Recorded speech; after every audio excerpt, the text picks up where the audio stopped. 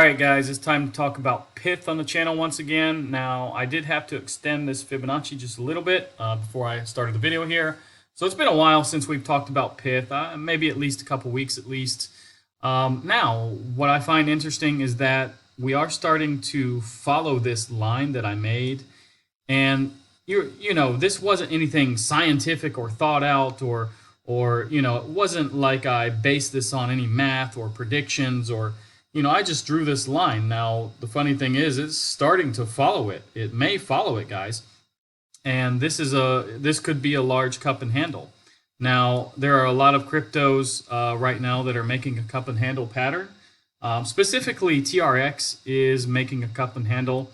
Just to give you an example, but that's over a much longer time frame. Now, Pyth is much younger than Tron or TRX. And but this looks like what Tron looked like many months ago, guys.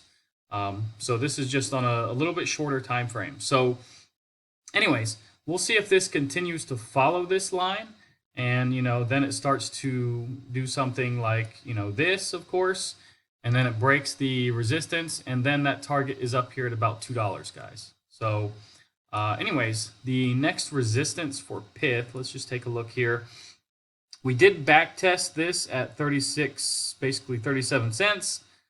We are at 40 cents right now, but the next resistance is up here at the top of the Fibonacci, guys. And there is another green line here, weekly resistance. So basically 44 cents, let's just say, is going to be a tough resistance to get through. But yeah, we'll see.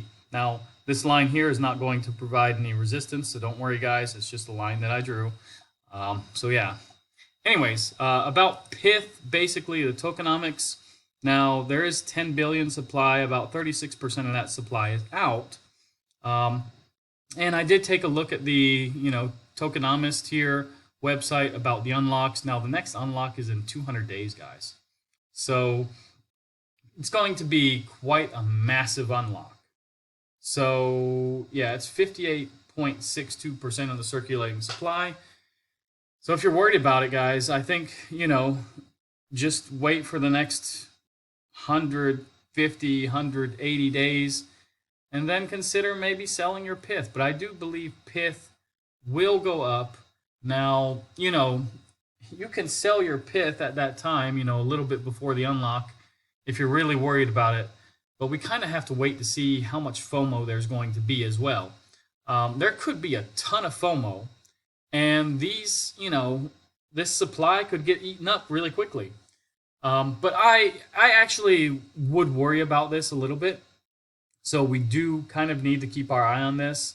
Honestly, personally, I think this is something to worry about. Now, when we've talked about other unlocks, like I think OP last night, I think we had an unlock. It was like 8 hours away, but it was only 2% of the supply. I told you I wasn't worried about that. But yeah, this is a mega unlock, guys, and basically pretty much the entire supply will be unlocked at that point. Actually, it may all be. So no, okay, total locked. Okay, 63% is still locked. So only about 5% will be, locked at that point. So yeah, I mean, I would say, Pyth to me still looks good. I do believe in this project.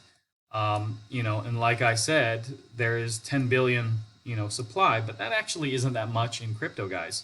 So don't worry too much about it. But maybe in about 150 days, let's keep our eye on this. And, maybe I will be a seller too, at that point. We just have to see how high Pyth gets. Now, taking a look at Bitcoin, this is the 4-hour chart, guys. Bitcoin's looking good. It is making a flag. We could take this flag from technically where it started down here. And actually, I drew it really bad, but that's okay. It doesn't matter. I can readjust it a little bit. Let's take it from about here. Now, the resistance, let's see. Let's make like a little flag here, guys. And if we do something like this, and we take this flagpole and we drag it to, let's just say it has a breakout now. The target, guys, would be up here at about $80,000. So if we break bullish, great. We have a chance to get up to about $80,000. But we have to break bullish. So we'll see what this flag does here in the short term. Now, economic calendar, basically, guys. Today, not the best numbers in the world. Something in line, something worse. But tomorrow, guys, we do have the non-farm payrolls. That's probably the most important number this week. We also have private non-farm payrolls. We have, S&P Global Manufacturing PMI. We got ISM numbers here, average hourly earnings. So it's kind of a big day tomorrow, guys. Take a quick look here at the Bitcoin dominance.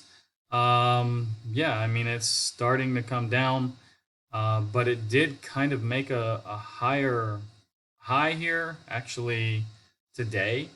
So that's not nice to see. We probably need to move this up. Let's move this up to the top here. I hope 60.27 will be the final, the top really for Bitcoin dominance. Altcoins are suffering. Now you can see altcoins here, mostly in the red, guys. Pyth is one of the better performers today for some reason. I'm not sure if something happened with Pyth, but it's not like it's surging too much. But in my bag, it's my best performer today, so that's why I'm doing a video on it right now. Now, if we take a look at the interest rate cuts, by the way, real quick, let me go kind of back to the economic numbers and things like this. So yeah, right now, 96%, believe there's going to be a quarter-point cut on the 7th of November. So we have about a week until that happens, guys. And like I said, pretty much everything depends on non-farm payrolls and some of these other numbers that we're getting this week, like today and tomorrow. So yeah. Anyways, if we take a look quickly at the fear and greed, it's the same like yesterday. I'm kind of surprised it didn't come down because we have, some red candles, guys. If I put this on the daily, and I show you a little bit like this. Okay. Yesterday we had a red candle, kind of a nice red candle that kind of came down and touched this, weekly support, although it's on the wrong time frame, being a daily candle. I'm just really surprised to kind of see we're still at 77 though. Still, I would expect maybe a dip to 76 or 75 or something like this.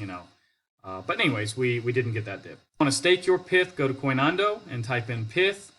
You do have Gate.io here. Now, I did a short yesterday saying I was accumulating Gate token, and I did say that I do not trust Gate.io personally, and I told you that I'm not putting in any money that I'm making in my job into Gate.